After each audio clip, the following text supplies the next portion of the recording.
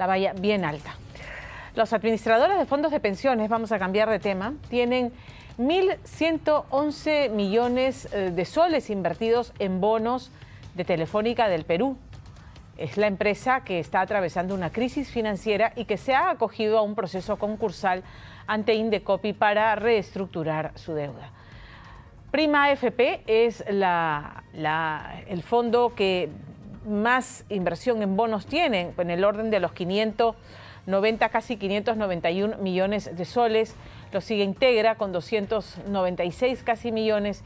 Y la incertidumbre surge ante este compromiso de pago que debe cumplir Telefónica este año por 705 millones de soles que se vence en abril.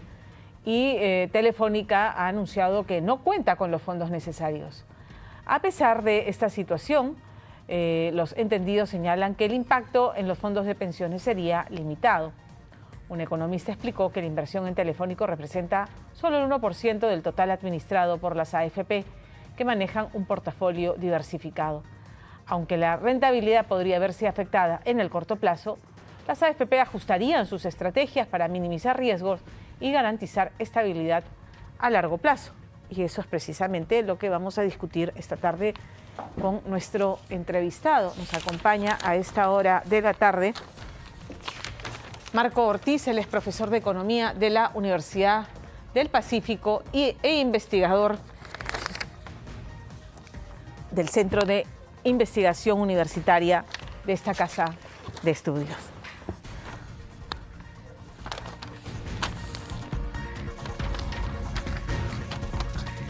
Bienvenido. ¿Cómo estás, Marco? Bienvenido. Muchas gracias por la invitación. Encantado de estar aquí para responder cualquier pregunta que tengas. ¿Debemos preocuparnos o deben preocuparse quienes tienen, digamos, su cuenta de AFP? Esto va a tener un impacto importante, pero antes que eso, explicar un poco el proceso en el que se encuentra, ¿no? Telefónica aquí en el Perú, que ha entrado a Indecopi en este proceso de concursal ordinario. Sí, en efecto, como mencionabas, Telefónica enfrenta un problema financiero importante, resultado tanto del tema fiscal que venía arrastrando por más de 20 años con la SUNAT, como por sus propias operaciones, que no han tenido años exitosos en términos de fidelización y incrementos en su participación de mercado. Entonces, todo ello ha coadyuvado a una situación compleja en la cual Telefónica, al no poder afrontar esas obligaciones financieras, básicamente está pidiendo que sus acreedores, ¿no?, participen de alguna forma de una reestructuración de esta deuda.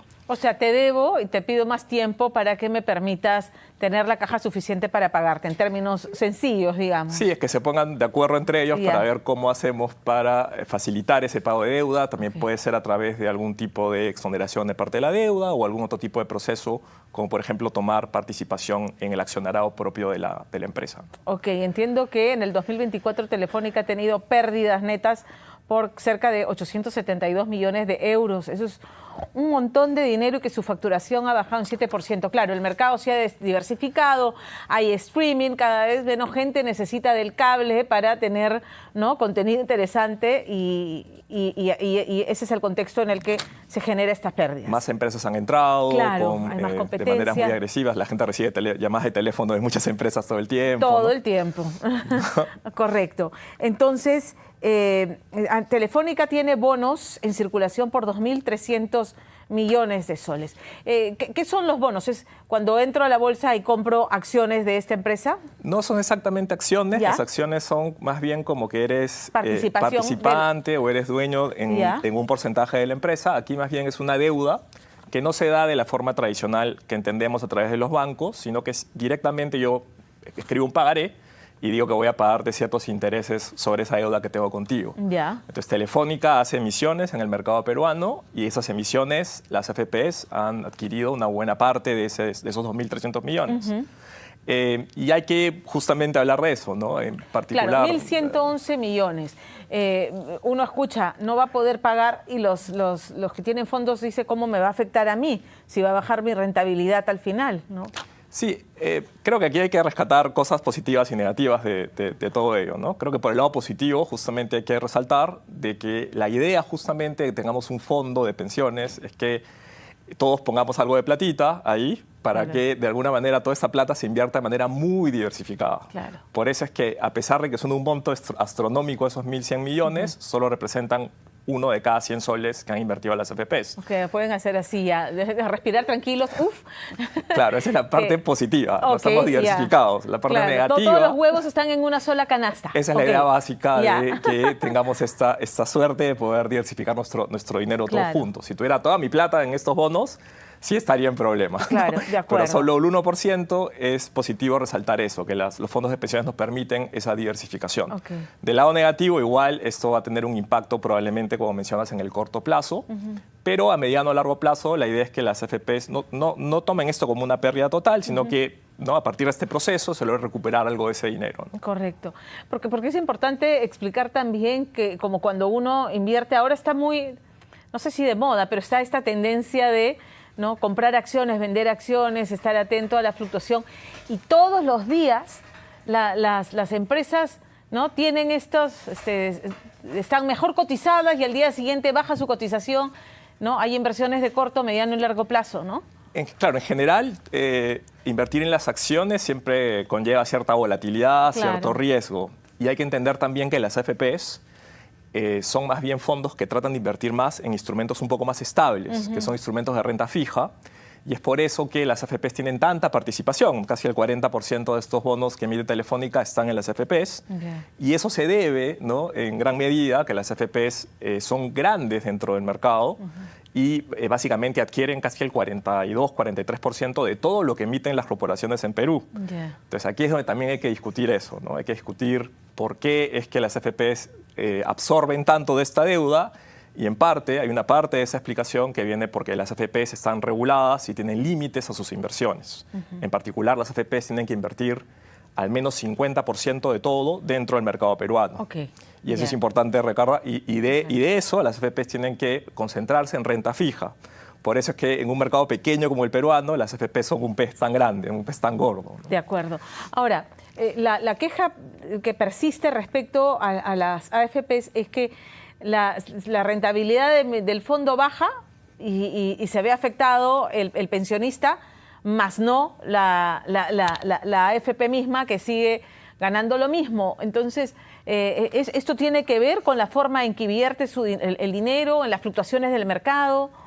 Sí, esta discusión es muy recurrente, ¿no? Claro. Y es una queja ¿no? honesta, es una queja válida por parte de los pensionistas. ¿Por qué yo gano menos y tú sigues recibiendo tus utilidades y repartiéndolas, pero por millones, ¿no? Pero claro, aquí hay que también entender cómo funciona este mercado, ¿no? En particular, como menciona, las AFP son un pez gordo.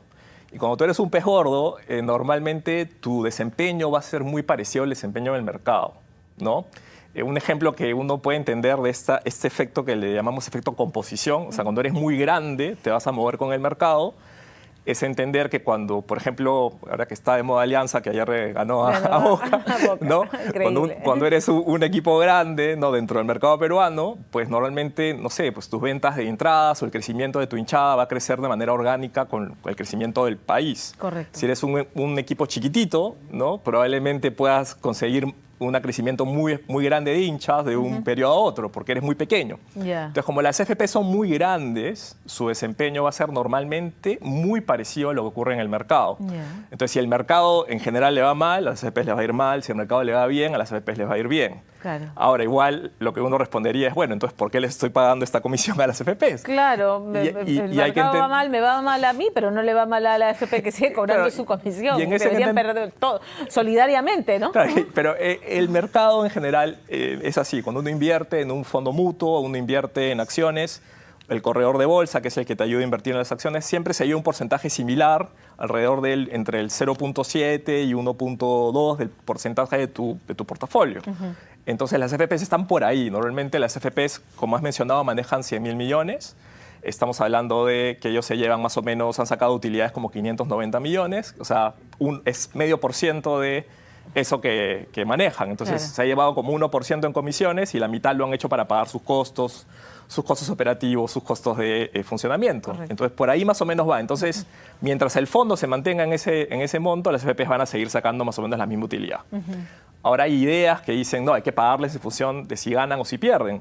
Eso puede tener aspectos positivos, pero también efectos negativos, porque nosotros lo que hacemos con las FPs es pedirles que nos maximicen la ganancia a largo plazo. No, de acuerdo. Y si tú lo que haces es, le dices, oye, si ganas ahorita, en el corto plazo, ganas más, las FPs van a dejar de pensar en ese largo plazo y van a pensar más en el corto, y eso también puede ser peligroso. De acuerdo. Ahora, la situación de Telefónica, ¿la coloca en riesgo de eventualmente pedirla, o sea, entrar en bancarrota, en un proceso de bancarrota? Sí, cuando uno entra en estos procesos concursales, normalmente uno se mantiene en operación hasta encontrar una salida a este impasse, ¿no? Entonces, los acreedores van a ser ahora los que van a tener algo que decir. Entre ellos van a estar los FPs. Algo así como, ok, págame el capital y te exonero claro, puede ser la mora, ¿no? Puede ser una idea de recortar esa deuda, puede ser una idea de buscar un comprador y que ese comprador reconozca parte de la deuda, o sea, tratar de vender la empresa a un tercero, a una empresa internacional que quiera entrar. Y que esa empresa... fondo de inversión, pero es la situación con esta competencia tan fuerte que hay. ¿Es una inversión atractiva, ¿no? Comprar una empresa que está en estas condiciones? Bueno, dependerá del precio al que la termina vendiendo. Claro. Pero yo creo que sí, o sea, creo que todavía las comunicaciones son esenciales, creo que Perú todavía tiene mucho campo para crecer en términos de penetración de líneas, en términos de aumento de conexiones de Internet. Y creo que al final del día el mercado, que es lo que finalmente está operando en este caso, le está diciendo a Telefónica que sus procesos no son los mejores y que hay mejores maneras de hacerlo. Entonces, un operador que entre o si es que Telefónica reforma sus procesos para responder mejor a lo que el mercado está haciendo, es algo que sería positivo para los consumidores peruanos, ¿no? De acuerdo. O sea, digamos, en el corto y mediano plazo no debería haber preocupación. Los pensionistas tienen que estar tranquilos de que su rentabilidad no se va a ver afectada, que al final era la preocupación principal. Esa es la idea básica de poder diversificar y no tener todos los huevos en la misma canasta, de que ¿no? ha habido un huevo que no salió muy bueno, pero todavía tenemos suficiente para hacer un buen omelette. Un buen omelette. Sí, exacto. Marco, te agradezco por haber estado con nosotros y haber sido tan didáctico además, porque estos temas pueden ser áridos. Gracias.